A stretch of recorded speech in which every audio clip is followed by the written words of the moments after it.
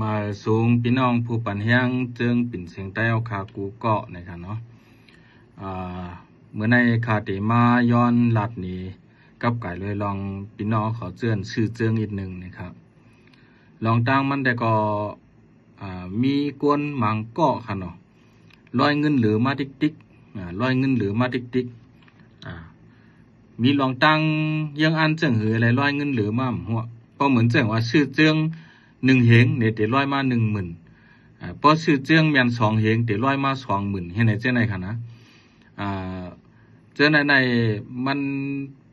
เสื่อเหือเนี่ยลองร้อยเงินหรือในใครหยุ่มมามันตื้นเต็มหรืออะไรค่ะก็เพื่อให้ในเขตพิเศษในมือเขาเดี๋ยวร้อยเงินนั่นค่ะนะ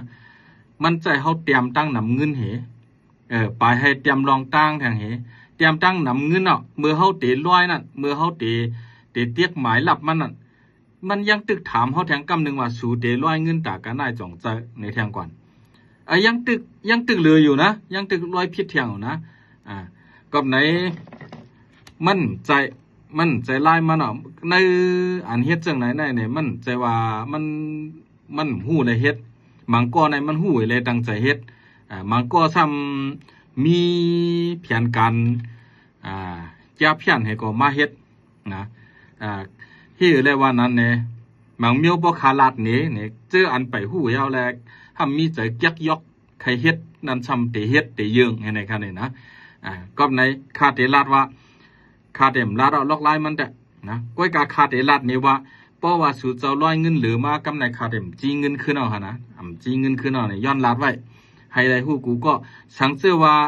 เผอร้อยเงินหรือมากก็คาเตเอาวิดีโอเตใจก้นขายเจิงขาเอาวิดีโอโหในช่วงนี้มัน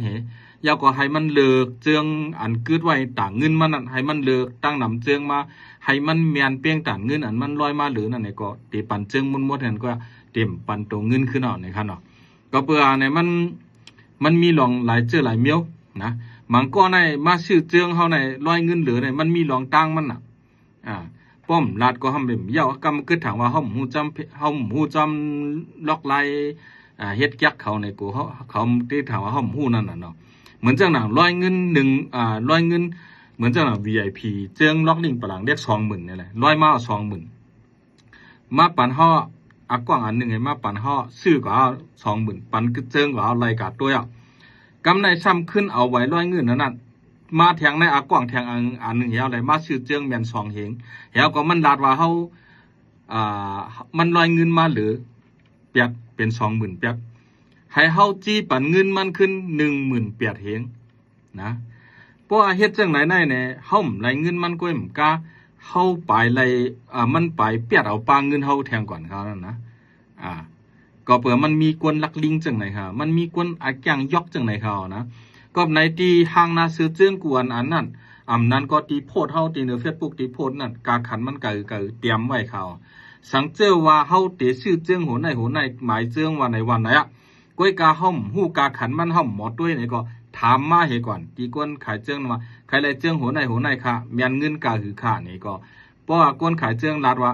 เมียนกันได้เนี่ยเฮาจังก้อยร้อยเอาให้มันเมียนกันนั่นนี่ลีก็อย่าไปร้อยเงินเหลือมาแล้วแหละให้ค่าขึ้นจี้ปันขึ้นเนี่ยค่าได้จี้ปันขึ้นเอากำไหนนะ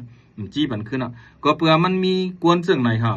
เฮามาจัดด้วยเงินขาดจัดด้วยขนาดว่ามันปล่อยหมื่นโหมื่นมันในขาดจัดด้วยหมด10,000 20,000เนี่ยจัดด้วยหมดเหมือนเดิมมันเข้า1 รายการก็น่ะเงินอะไรมันเข้ามา1 รายการก็หมายเงินนั่นก็กะว่าซ้ำชื่อเป็น2 ปอค่าเนี่ยจังได๋มันมีคนลักลิงจังไหนเนี่ยอันไหนก็เฮาเป็นพี่น้องใต้หนังกันเฮาเคยปันแฮงเจิงปิ่นเสียงใต้เคยปันแฮงผู้ปิ่นเสียงใต้เนี่ยเฮาอย่าไปเฮ็ดอักจังยอกเหนือกันเฮาเฮ็ดต่อกันดีๆเฮาเฮ็ดต่อกันข้าวยาวเฮาคาก็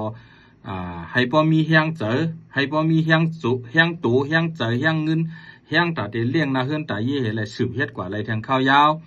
สู่เจ้าก็หนังหือปอดเตอะไรด้วยกว่าแทงข้าวยาวเนี่ยเฮาเอาลองตั้งป่องใจกันเฮาใต้หนังกันเอาลองตั้งป่องใจเนื้อกันเฮียวแลซื้อขายกันกว่าแลเพราะว่าโล20,000ในเฮาไปเปลี่ยนกามันไรเฮาเปกามันไรเนี่ยก็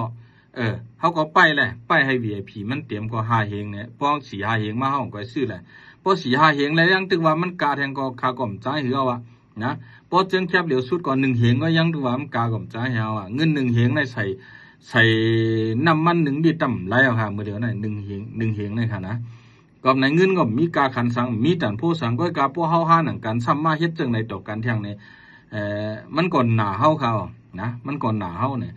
เฮาก่อมไรกับเปียดกับเรียนกินสู้ก็อย่าไปมาเปียดมาเรียนกินเฮาเนี่ยแล้วก็ย้อนปันลาดไว้ว่าป่วยลอยเงินหรือมาหรือเป็นเซียนก็ยาวอ่ะหรือเป็นล้านก็ยาวกำไรขาดตื้นเต็ม100 ปันขึ้นนะเดี๋ยวเลยเลือกเอาเพราะว่ารวยพิรุเต้เนี่ยก็เดี๋ยวเลยเลือกเอาเจื้องอันกาก่อนป้วนมาเลยชังอีชังก็ยาวให้มันเมียนเจื้องอันไรก็ยาวให้มันเมียนต่างเงินอันสู่ร้อยมานั่นเองเนี่ยก็ยาวขาดเตอ่ำร้อยเงินปันขึ้นยาวเนี่ยค่ะนะลาดไว้ให้คู่กันกูก็ค่ะนะการพาว่าของมันดำลาดเฮาแลเนี่ยเฮาดำหู้ไว้แลเฮาร้อยเงินเหลือกว่ากาเจื้องก็ห้ำหู้แลเนี่ยป้อมหู้กาเจื้องมันให้ถามด้วยก่อนนะให้ถามที่คนซื้อคนขายเจื้องมันนี่ก่อนเพราะว่าคนขายเจื้องมันลาดนี่ว่าเมียนกันนายนี่สู่จังก้อยร้อยมาหายเมียนกันนัดเย่าก็มือสู่เตียกหนังปาดมันนั่นสู่ด้วยลีเฮ็ดเตียกมันมีวันเปลี่ยนกว่าไรเตียกศูนย์มันเหลือเป็นตัว2 ตัวเปลี่ยนตัว2 ตัวนะมันตันเป็นกว่าไรฮะนะเตียกเงินเหลือในคากล่อมป่องใจมือพ่องอันเฮาเตรียมหนังเตรียมหมายลับเฮาใส่อะไรร้อยเงินแบบนั้นมันยังถามเฮาแทงก่อนนะเอาตัวนับเงินออกมานี่เฮาตัวเหยาๆแทงก่อนนะว่าเตร้อยเงินกันนาย5นี่นะยังถามแทงก่อนนะเฮายังตึกว่ามันไปเฮายังตึกว่าผิดแทงก็มันลึงล่างแฮงหนาวอ่ะนะก็ในย้อนป่องใจเพิ่นว่าเตี๋ยวในกว่าเพราะว่าไผร้อยเงินหรือมาค่าตื้นเต็มปันเงินขึ้นนะตื้นเต็มปันเงินขึ้นค่าเดปันเจิงไว้นะปันเจิงไว้ให้เลือกมาเจิงให้เมียนเอาเงินนั่นสู่ร้อยนั่นก็เนี่ยก็ไหนพอเผยกูร้อยเงินเหลือก็ถามกาเจิงให้ก่อนถามด้วยให้ก่อนให้มันหู้กลางแต่ต้อยก่อนจังก้อยซื้อจังก้อยร้อยเงินเนี่ยก็ค่ะมาซุมกูก็ค่ะ